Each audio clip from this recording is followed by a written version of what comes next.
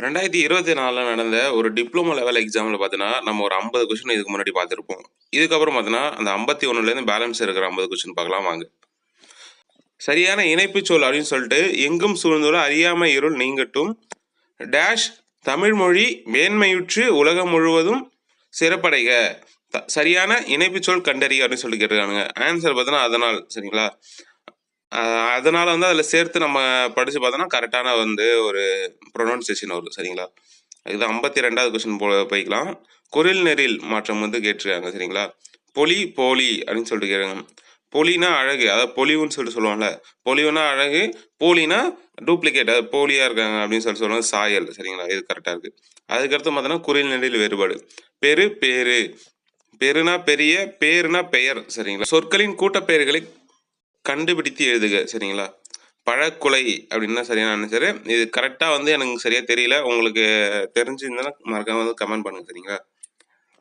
பழக்குலை அதுதான் கரெக்டான ஆன்சரு. அதுக்கு வந்து மறுபடியும் கூட்டு பெயர் தான் கேட்டிருக்காங்க. ஆட்டு மந்தை அப்படின்னு தான் சரியான விடை சரிங்களா. ஆட்டு மந்தை. பன்மை பிழையற்ற தொடர் எதுன்னு கேட்டிருக்காங்க. அன்னமய்யாவையும் புது ஆலையும் அவர்கள் வரவேற்றார்கள். லாஸ்ட்ல இருக்க வேர்டு பாருங்க, வரவேற்றார்கள் இருக்கு. மீதி எல்லாத்துலையும் பார்த்தீங்கன்னா வரவேற்றான், வரவேற்றன, வரவேற்கின்றனன்னு சொல்லிட்டு இருக்கு. ஸோ அதில் எதுவுமே வந்து செட் ஆகாது. ஸோ ஆப்ஷன் ஏ தான் கரெக்டு. ஒருமைப்பன்மை பிழை வந்து மறுபடியும் நீக்கி எழுத சொல்லியிருக்காங்க. தொல்காப்பியர் உலகம் என்பது 50 பூதங்களால் ஆனது என்கிறார். மீதி 3 ஆப்ஷன் பாருங்க. ஃபர்ஸ்ட் ஆப்ஷன் வந்து லாஸ்ட்ல வந்து என்கிறான், என்றான் அப்படின்னு சொல்லிட்டு இருக்கு.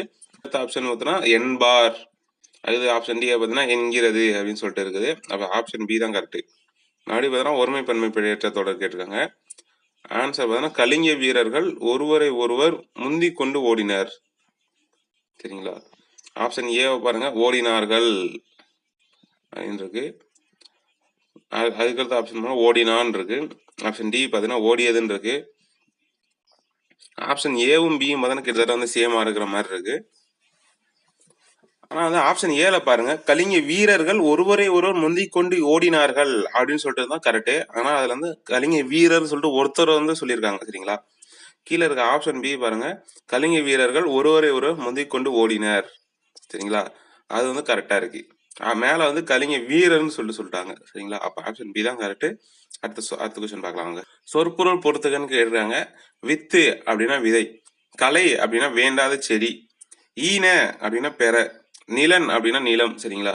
அடுத்த கொஸ்டின் போயிடலாம். ஒரு சரியாக அமைந்த தொடரை தேர்ந்தெடுக்க அப்படின்னு சொல்லிடுறாங்க. ஆப்ஷன் பி பார்த்தீங்கன்னா கரெக்டான ஆன்சர். ஒரு காட்டின் வளத்தை குறிக்கும் குறியீடு புலியாகும் அப்படின்னு சொல்லியிருக்காங்க. ஏன்னு பார்த்தீங்கன்னா அந்த நம்ம ஒருன்னு சொல்லிட்டு இருக்குல்ல, அது வந்து பார்த்தீங்கன்னா அதுக்கு அடுத்த ஒரு வார்த்தையோட முதல் எழுத்து பார்த்தீங்கன்னா உயிர்மை எழுத்தாக இருக்கணும். ஸோ அந்த இடத்துல மட்டும் தான் ஒருன்னு வரும் சரிங்களா. ஓர்னு வந்துச்சுன்னா அதுக்கு அடுத்த வார்த்தையோட முதல் எழுத்து பார்த்தீங்கன்னா உயிர் எழுத்தாக இருக்கும் சரிங்களா. அதுபடி பார்த்தோன்னா ஏவும் சியும் தப்பாக கேன்சல் ஆகிடும். டி ஆப்ஷன் பார்த்தீங்கன்னா ஒரு காட்டின் வளத்தால்னு சொல்லியிருக்காங்க சரிங்களா. வளத்தால்னு சொல்லிட்டு வராது, வளத்தை குறிக்கும் குறியீடு புலியாகும். வளத்தால் குறிக்கும் குறியீடு வந்து புலியாகும் அப்படின்னு சொல்லிட்டு வராது சரிங்களா. அப்போ வந்து 61 பிழை தேர்த்துக்க அதே தான் ஒரு சரியாக அமைந்தது வந்து கேட்டிருக்காங்க. இதுக்கு முன்னாடி சொன்னதான் ஓர் இரவும் ஒரு பகலும் சேர்ந்தது ஒரு நாள் சரிங்களா. அந்த வார்த்தை அந்த வேர்டுக்கு அப்புறம் பார்த்தீங்கன்னா அடுத்த வர வார்த்தையோட முதல் எழுத்து பார்த்தீங்கன்னா உயிர் எழுத்தா இருக்கு. ஒரு அப்படின்ற இதுக்கு அப்புறம் வர வேர்டோட ஃபர்ஸ்ட் லெட்டர் பார்த்தீங்கன்னா உயிர்மெய்யா இருக்கு சரிங்களா. ஸோ அப்படிதான் வந்து இதை எழுதணும். ஆன்சர் வந்து பி. 62வது கொஸ்டின் பாத்தீங்கன்னா பொருத்தமான அதாவது பொருள் கேட்டிருக்காங்க. யாண்டு என்னும் சொல்லின் பொருள் என்னன்னு கேட்டிருக்காங்க. யாண்டுனா எங்கு சரிங்களா. அதுக்கடுத்து பொருள் சொற்பொருள் கேட்டிருக்காங்க. இந்த சொற்பொருள்லாம் நீங்க வந்து கரெக்டா போகணும்னா நீங்க புக்கு ஃபுல்லாவுமே படிச்சிருக்கணும், செயல் ஃபுல்லாவுமே நல்லா படிச்சிருக்கணும், அப்பதான் போட முடியும் சரிங்களா. உரு அப்படின்னா அழகு சரிங்களா. இது எதுவுமே வந்து இதுக்கு வந்து கரெக்டா இல்லை. உரு அப்படின்னா அழகுன்னு அர்த்தம். கிளை அப்படின்னா என்னன்னு கேட்டிருக்காங்க. கிளை அப்படின்னா கொம்பு சரிங்களா. மீது எதுவுமே கரெக்டா இல்லை. புழைனா வந்து குகையை சொல்லுவாங்க, கான்னா காடை சொல்லுவாங்க சரிங்களா. கிளை அப்படின்னா வந்து கொம்பு. தவறான இணையை தேர்ந்தெடுக்குன்னு கேட்டிருக்காங்க. செவ்வி இலக்கியம்னா கிளாசிக்கல் லிட்ரேச்சர், காப்பி இலக்கியம்னா எப்பிக் லிட்ரேச்சர், பக்தி இலக்கியம்னா டெவோஷனல் லிட்ரேச்சர், நவீன இலக்கியம்னா ஃபோல்க் லிட்ரேச்சர் வராது. நவீன இலக்கியம்னா நியூ லிட்ரேச்சர் அந்த மாதிரி சம்திங் எதாவது நினைக்கிறேன். இதான தப்பு தெரியுங்களா. ஃபோல்க் லிட்ரேச்சர்னா வேற வரும். இது குறிநெடில் மாற்றம் கேட்டிருக்காங்க. வெள்ளம் அந்த சின்னலா அது பெரிய லா கொடுத்து கேட்டிருக்காங்க. சின்ன லானா வெள்ளம்னா இனிப்பு, பெரிய வெள்ளம் அந்த லானா வந்து இந்த வெள்ளம் நம்ம தண்ணி வரும்ல அதை சொல்லுவோம், அது ஓடு நீர். ஒரு பொருள் தரும் இரு சொற்களை எழுதுக. மாலை, மாலைனா மாலை பொழுது, அப்புறம் வந்து பூல செய்யற மாலை 2. அப்ப ஆன்சர் ஏதான் கரெக்டு. இது 3 தப்பு. அடைப்புக்குறிக்குள் உள்ள சொல்லை தகுந்த இடத்தில் சேர்க்க. வாடை காற்று. இது வந்து நம்ம புத்தகத்துல இருக்கும் சரிங்களா. வடக்குலேருந்து வீசும் காற்று வந்து வாடை காத்து. கிழக்கிலேருந்து வீசும் காற்று வந்து கொண்டல். மேற்கிலேருந்து வீசும் காற்று வந்து குணக்கு. தெற்கிலேருந்து வீசும் காற்று வந்து தென்றல் காற்று. அந்த மாதிரி இருக்கும். சரியான வினாச்சொல்லை தேர்ந்தெடு. சரின்னு சொன்னா உன் வீடு எங்கே அமைந்துள்ளது. ஸோ அதுதான் கரெக்டான அந்த வினாச்சொல்லுக்கு வர இது. 3 பார்த்தோன்னா தப்பா இருக்கு. எவ்விடம் எவ்விடம் அமைந்துள்ளதெல்லாம் வராது. ஏன் அமைந்துள்ளது வராது. யாது அமைந்துள்ளதுன்னு வராது. எங்கே அமைந்துள்ளதும் கரெக்ட். நாயன்மார்கள் டேஷ் பேர். நாயன்மார்கள் எத்தனை பேர். கரெக்டு. சி தான் கரெக்டு. அதுக்கு வந்து பொருத்தமான காலத்தை தேர்ந்தெடு. முருகன் வந்தான். வந்தான்னா முடிஞ்சிருச்சு, அவன் வந்துட்டான். ஸோ அப்போ வந்து இறந்த காலம் சரிங்களா. 72வது கொஸ்டின் பார்க்கலாம். எழுத்து வழக்கு தொடரை கண்டறிக. எழுத்து வழக்கு நம்ம வந்து வாய்மொழியா பேசுறது கிடையாது, நம்ம எழுத்துல எழுதுவோம்ல. ஸோ அதை வந்து கண்டறிய சொல்லியிருக்காங்க. வாருங்கள் சுவாமி வாருங்கள், அதுதான் கரெக்ட். மீதி எல்லாத்தையும் பாருங்க. வாங்க சாமி வாங்க, வாருங்க சாமி வாருங்க. சாமிலாம் வராது சரிங்களா, சுவாமின்னு தான் வரும். வாங்க சாமி வாருங்கள், சாமின்லாம் வராது. அது வந்து நம்ம வந்து நம்ம பேச்சு வழக்கு. எழுத்து வழக்குன்றது சுவாமி அப்படின்றத வரும். அதுக்கடுத்தது சரியான பேச்சு. இதோ எழுப்புகிறேன், இதோ எழுப்புகின்றேன், இதோ எழுப்புகின்றான், இது எல்லாமே பார்த்தா எழுத்து வழக்கு சரிங்களா. பேச்சு வழக்கு வந்து இதா எழுப்புறேன் அப்படின்னு சொல்றதுதான் வந்து பேச்சு வழக்கு. சரியான நிறுத்தற்குறி கேட்டிருக்காங்க. ஸோ நிறுத்தற்குறிகள் வந்து எப்படின்னு சொல்லிட்டு எனக்கு சரியா தெரியல. ஸோ உங்களுக்கு தெரிஞ்சுன்னா ஏதாவது ஒரு வீடியோ நீங்க பார்த்துருப்பீங்க, ஏதாவது ஐடியா இருந்தால் சொல்லுங்க. இதுக்கு ஆன்சர் பார்த்தீங்கன்னா சி சரிங்களா. யாழினி நிலாவிடம் நாளைக்கு சென்னை போகலாம் என்று கூறினாள் சரிங்களா. இதுதான் கரெக்டான ஆன்சர். இங்க வந்து யாழினி நிலாவிடம் அப்படின்றதுக்கு கீழே கம்மா, அதுக்கு நாளைக்கு சென்னைக்கு போகலாம் அப்படின்றதுல டபுள் கொட்டேஷன் மேலே போட்டுருக்காங்க சரிங்களா. அதுக்கு 75 கொஸ்டின் பார்த்தலாம். சரியான நிறுத்தற்குறிகள் தான் கேட்டிருக்காங்க. சேரர்களின் பட்ட பெயர்களில் கொல்லி, வெப்பன், மலையமான் போன்றவையெல்லாம் குறிப்பிடத்தக்கன அப்படின்னு சொல்லியிருக்காங்க. இதில் பார்த்தீங்கன்னா கம்மா ஃபர்ஸ்ட் ஆப்ஷன் தான் கரெக்டு. சேரர்களின் பட்டப்பெயர்களில் கொல்லி, அதுக்கு கீழே கம்மா, வெப்பன் கம்மா, மலையமான் சரிங்களா போன்றவெல்லாம் குறிப்பிடத்தக்கன அப்படின்னு சொல்லியிருக்காங்க. 76 பாடலாம். பிறமொழி சொற்களுக்கு இணையான தமிழ் சொல்லி கண்டறிக. எரடுனா 2 சரிங்களா. ஒஞ்சினா 1 சரிங்களா. எரடுனா 2. இதெல்லாம் பார்த்து வச்சுக்கோங்க, இல்லை கேட்கறது சான்ஸ் அதிகம். ஒஞ்சினா 1, எரடுனா 2 சரிங்களா. அதுக்கடுத்த விஷயம் பார்த்தீங்கன்னா பிறமொழி சொற்களுக்கு இணையான தமிழ் சொற்கள். வாலண்டியர்னா தன்னார்வலர் சரிங்களா. இதுதான் சரியானது. மீது எல்லாமே வந்து பார்த்தீங்கன்னா தப்பு. 78 கொஸ்டின். நீ படிக்கவில்லையா என்ற வினாருக்கு நான் எழுதுவேன் என்று கூறுவது பார்த்தீங்கன்னா இனமொழி சரிங்களா. ஒன்று இது செய்வியா அப்படின்னு சொல்லியிருக்கு, நான் இதை செய்வேன் அப்படின்னு சொல்லிட்டு தான் இனமொழி. நீ படித்தாயா என்று வினை வைப்போது நீயே படி அப்படின்னு சொல்றது ஏவல். ஓமைகளால் விளக்கப்பெறும் பொருத்தமான இது சரிங்களா.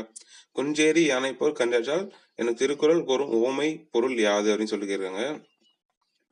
இதுல என்னன்னா தன் கையில் பொருள் கொண்டு ஒரு பொருளை செய்வது அப்படின்னு சொல்றாங்க சரிங்களா.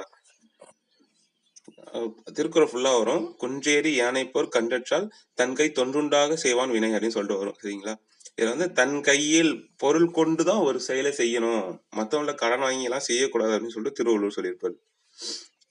அதுக்கு அடுத்ததும் ஓமையால் விளக்கப்பெறும் பொருள் கேட்கிறாங்க.